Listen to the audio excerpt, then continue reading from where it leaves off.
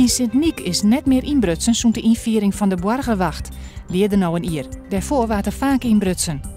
Een paar van de 27 vrijwilligers uit Sint-Niek doggen alle jongen een rondje door het dorp. Soms wordt er een inbreker op het dier betrapen.